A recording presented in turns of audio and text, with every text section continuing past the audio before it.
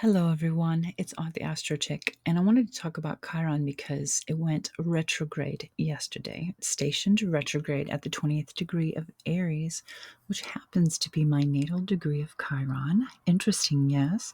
This is the beginning of my Chiron return, which occurs for everyone around 50 years of age. Okay. And so it's interesting that when my return begins, it begins with a retrograde. So, yay me.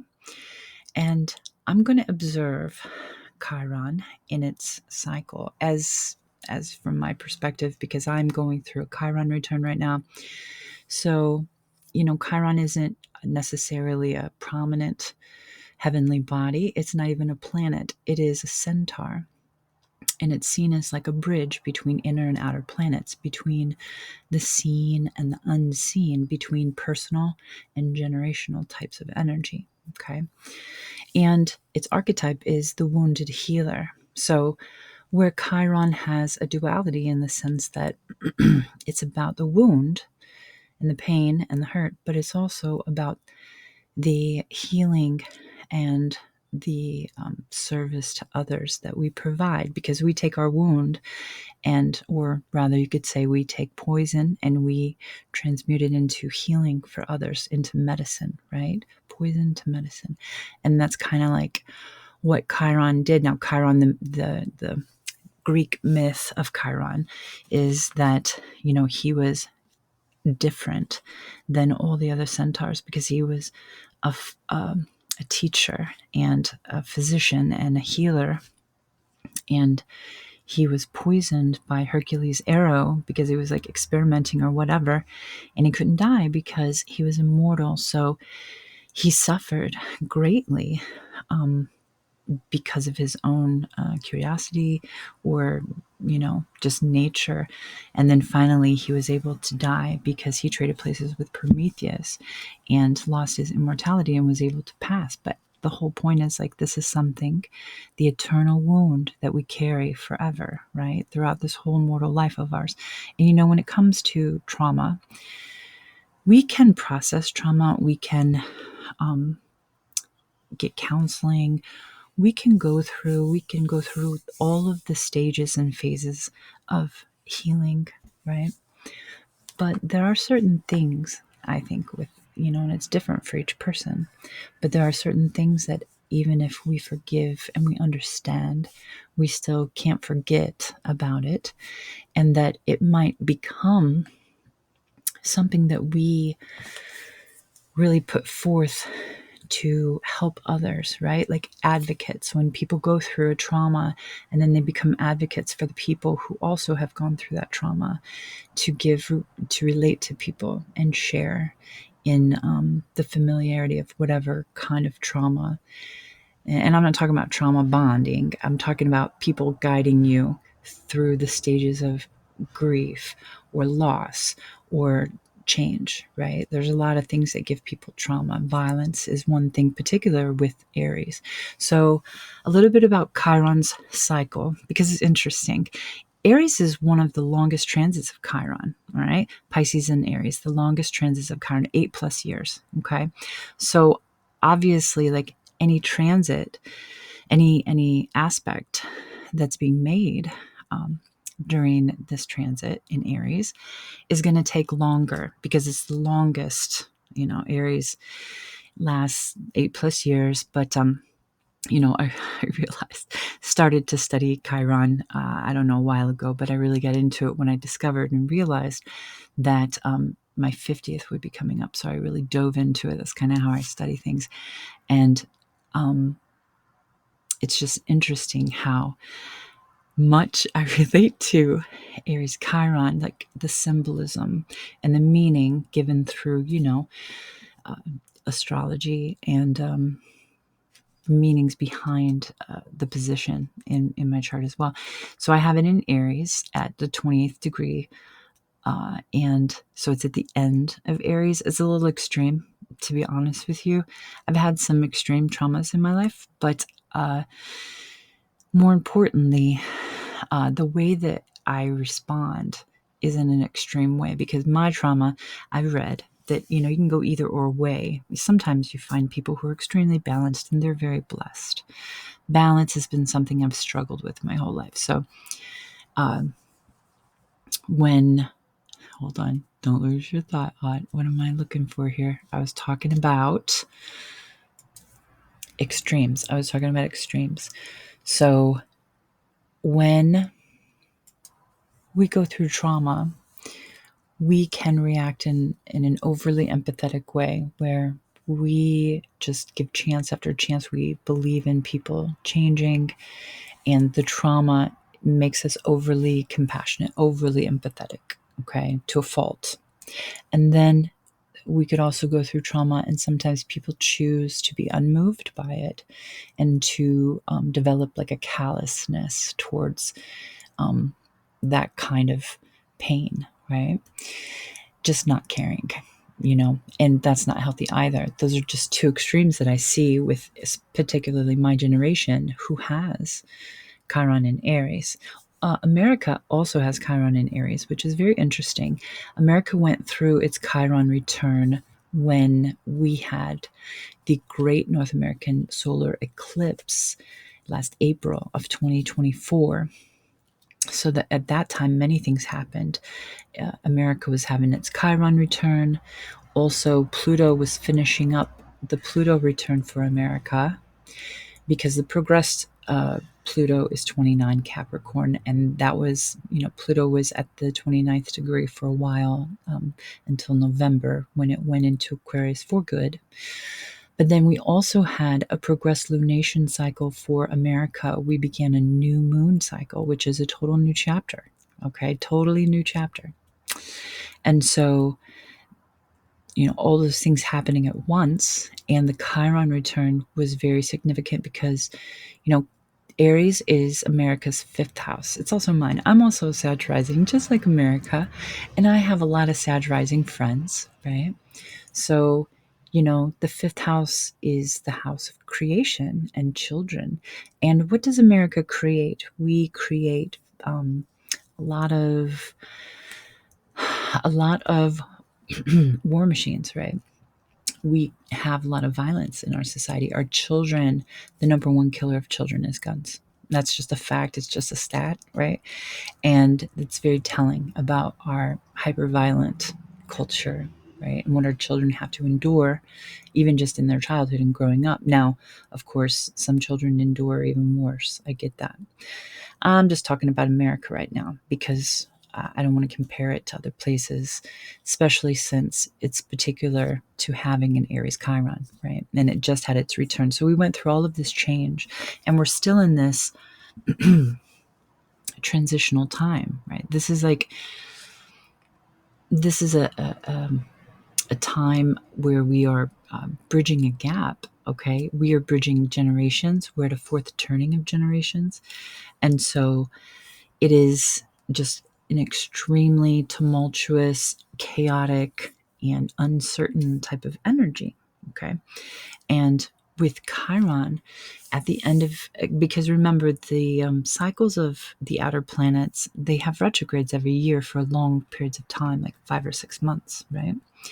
And so being in such a long transit as Aries, Chiron is going to take longer to move back and forth through the retrograde and direct cycles, right? And it won't get out of Aries until, for good, until like maybe summer of 2027.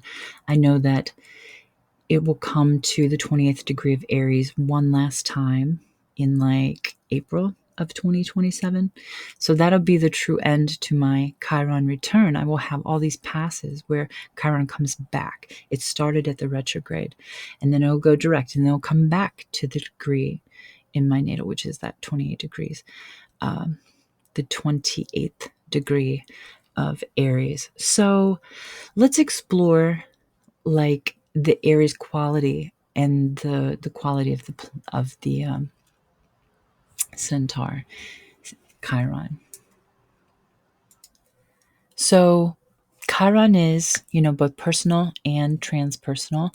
I think it has to do with both the personal experiences that we've gone through in life and also like a generational type of feel, because I identify my Aries Chiron with my generation, Gen X. Okay.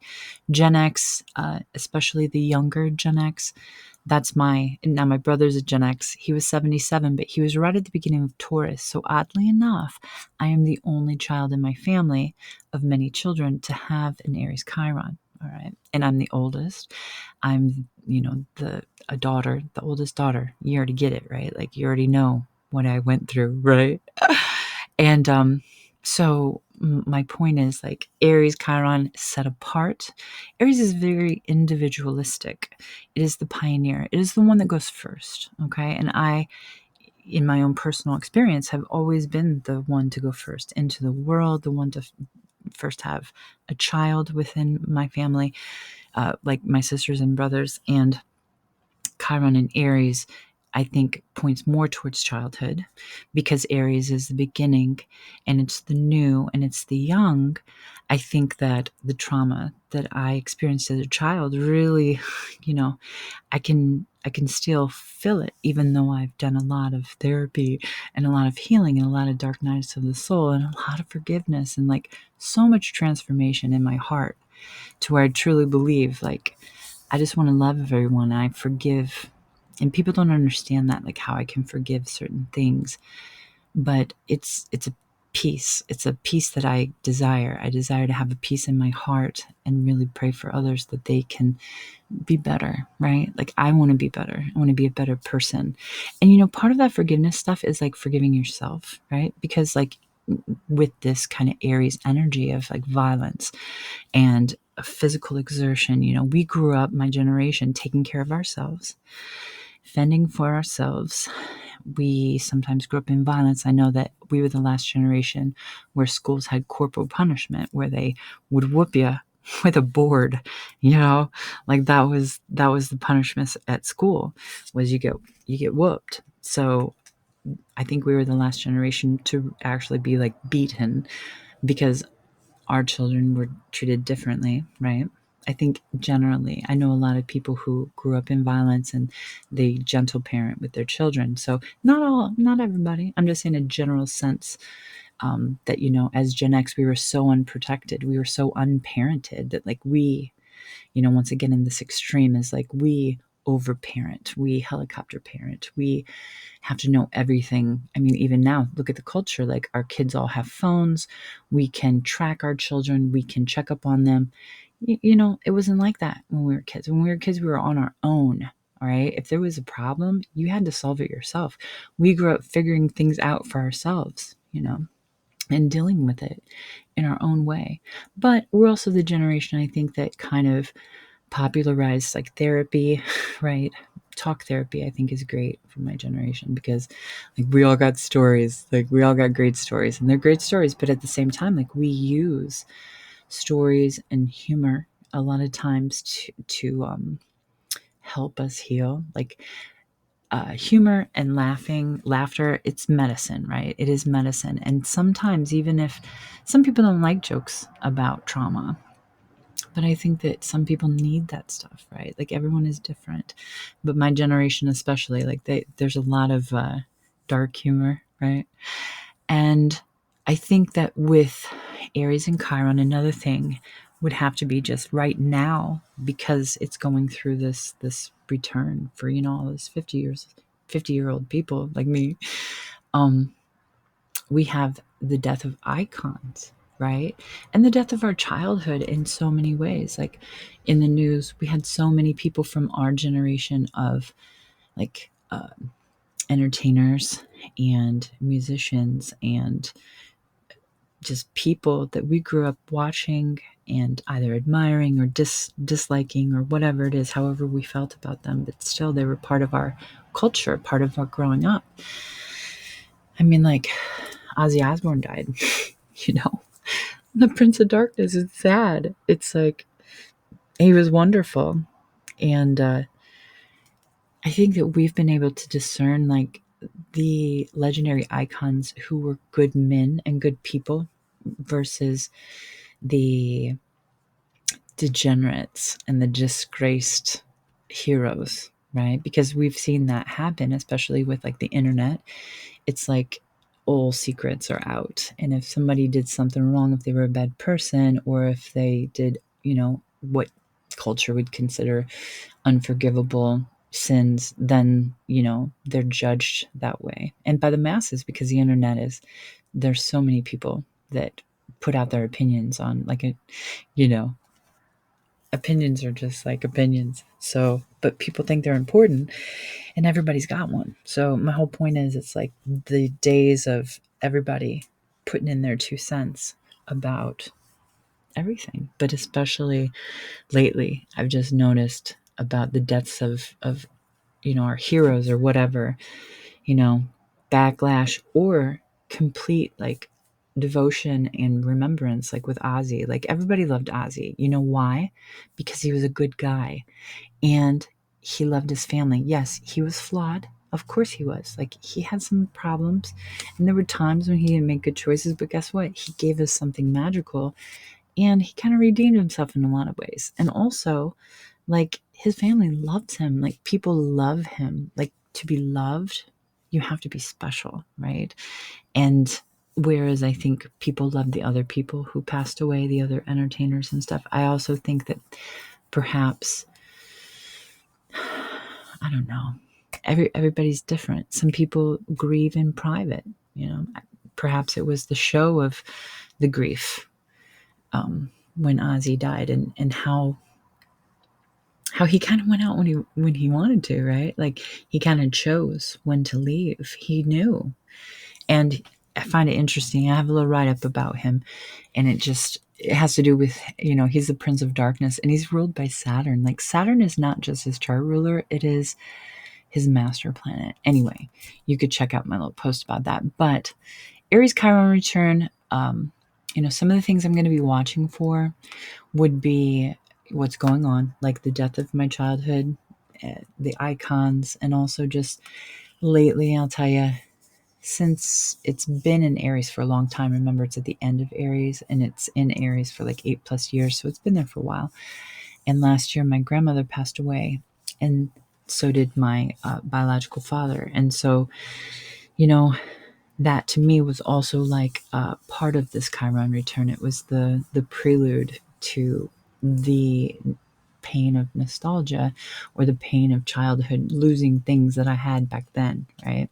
Like relationships, like my parents or my social, cultural types of relationships that I had with idols or legends or whatever, right? We're all going through it. But also just the way that I think my generation, we heal in solitude. We all know the value of being alone because we've been so busy. I think many of us have always been surrounded by people who need us. If you think about our generation, which Aries Chiron would be like 68 to 77, like the early part of 77. So I know a lot of people that are in this area, and it's like we have taken care not just of ourselves, we raised ourselves, our siblings, and sometimes our parents. And now at this age of the return, we are still taking care of our parents and possibly our siblings. That's true for me. It's true for many of my friends, right? It's like Gen X are the ones that take care of business, man. And part of that, like hyper self-sufficiency and also get it done attitude, like I think that we've always had to do things ourselves. If you want something done, you got to do it for yourself, right? And so there's a sense of individuality, very heavy individuality on our healing. Like no one's going to heal yourself but you, right?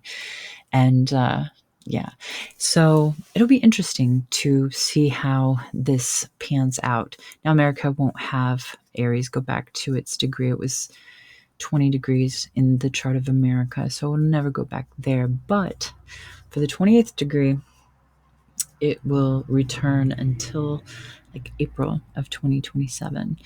So here's to 2 years of Chiron return.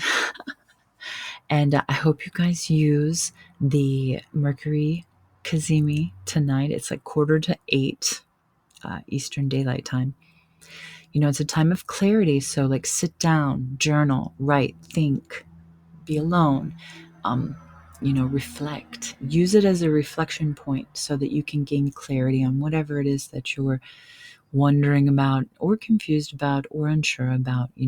Tonight is the night to really have that kind of clear, mirrored reflection that you're searching for. Go within, right?